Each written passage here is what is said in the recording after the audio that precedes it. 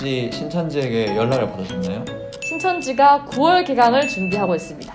첫 번째, 오랜만에 연락 온 사람이 신천지임을 고백하였다. 두 번째, 내 소중한 사람이 갑자기 연락 와서 신천지임을 조심스럽게 고백하였다. 세 번째, 나는 거의 탈퇴자인데 갑자기 신분자나 사명자가 연락이 와서 만나자고 하였다.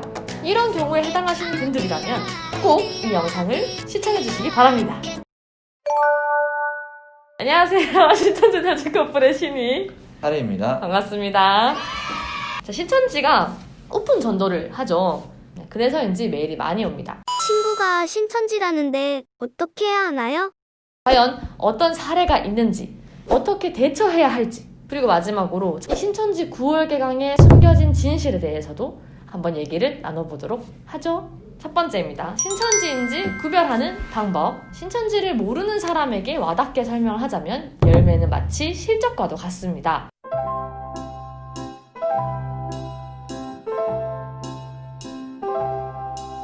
열매를 못 맺으면 이들은 제사장이 될 수가 없고 일하지 않는 자가 되기 때문에 신천지인들에게 열매란 필수적인 조건이죠. 신천지인들의 행보는 마치 다단계와도 비슷합니다.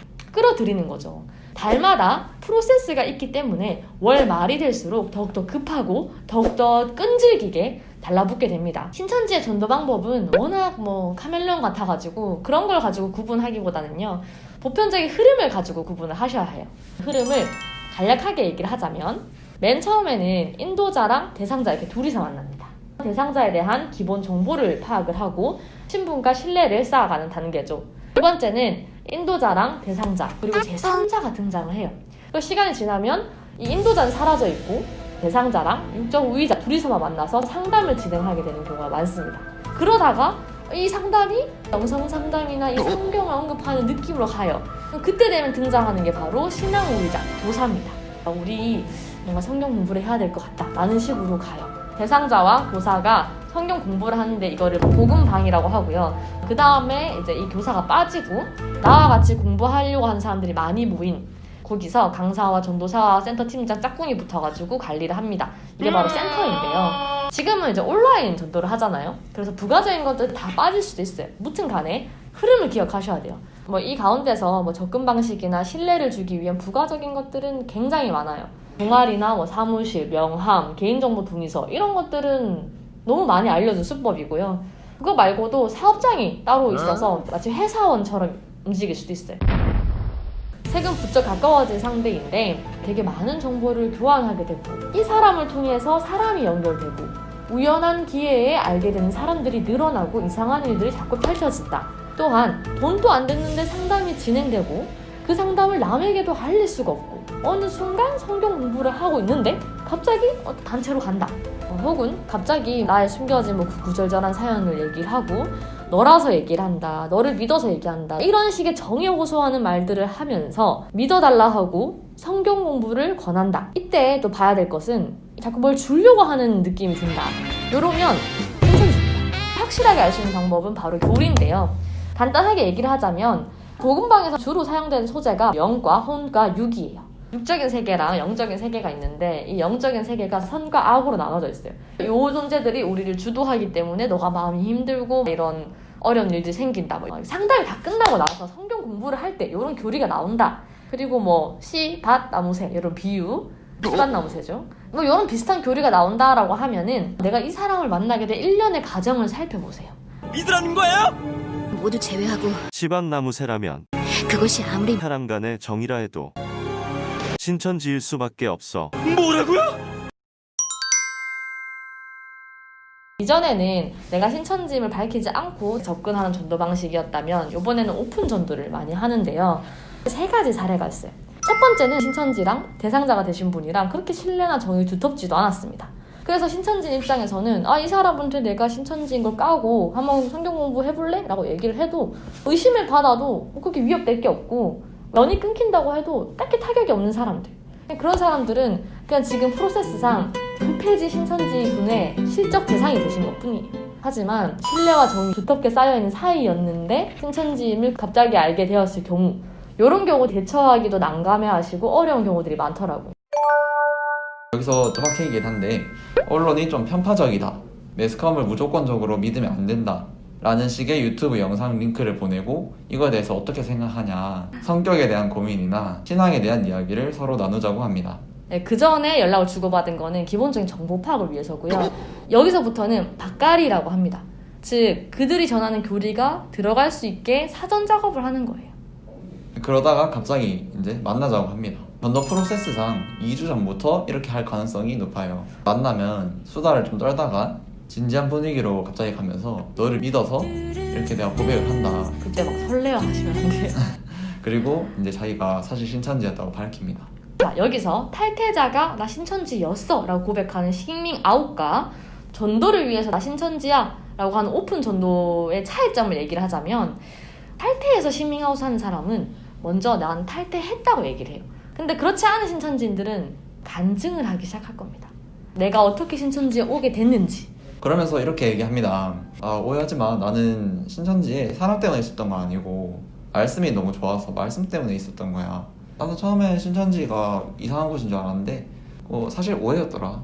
나는 뭐 세뇌받거나 이런 게 아니라 객관적이고 명확하게 판단하고 있는 거야 라고 얘기를 하죠. 그리고 또 이렇게도 얘기합니다.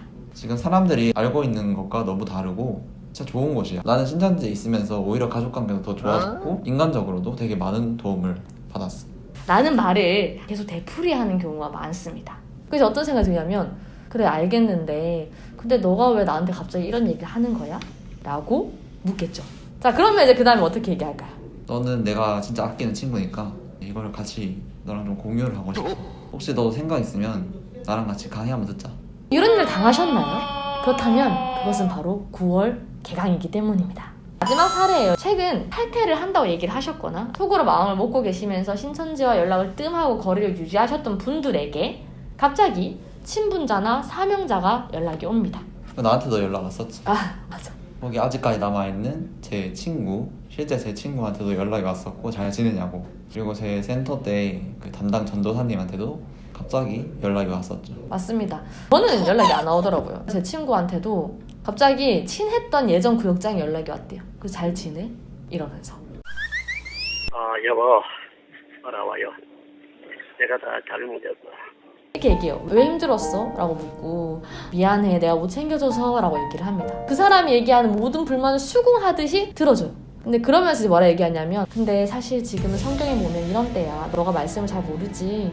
우리 다시 한번 공부해볼까? 이러면서 교리를 가지고 재설명을 하거나 겁을 줄 수 있습니다. 그래서 중요한 게, 탈퇴를 하신다고 해도 여기가 왜 아닌지 정확히 알고 나오셔야 찝찝함이 없어요.